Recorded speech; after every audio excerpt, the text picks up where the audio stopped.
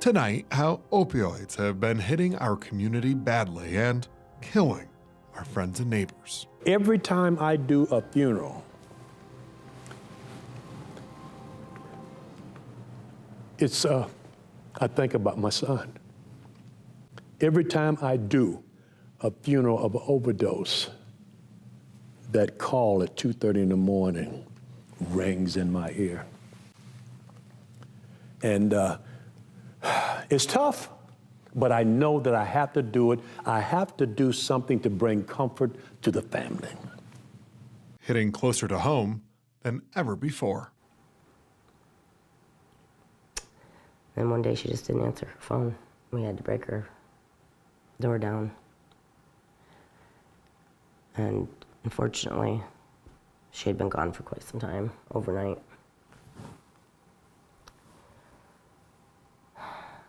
An epidemic. It most definitely is an epidemic and has been for a good number of years. In April of last year, so April 2021, we reached the incredibly tragic milestone of 100,000 overdose victims. 100,000. These are all people who have families. They have parents, they have wives, girlfriends, children, and 100,000 people leave a significant hole in the network, in the fabric of our society and in our communities. And no one is off limits. It's affecting everybody, absolutely everybody.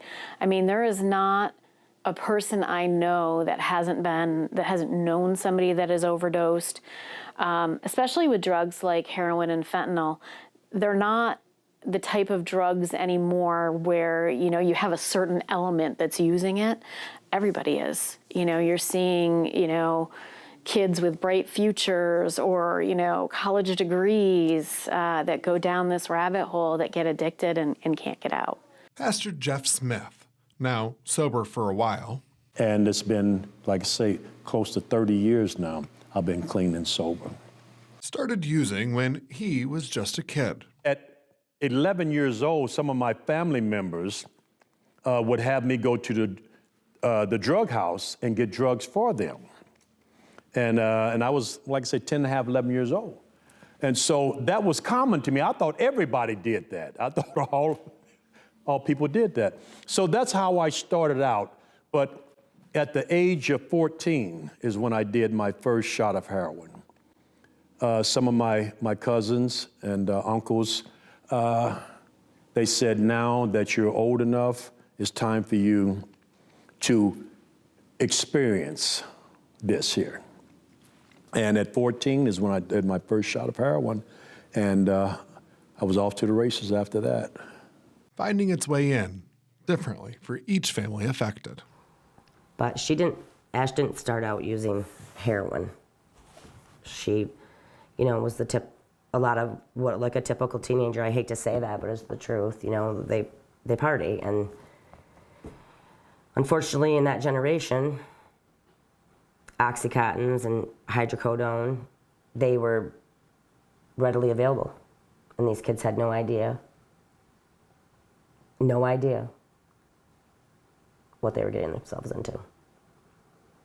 And escalating quickly. I'm like, heroin? This is gonna be awful. But who's to blame? I've always said you can't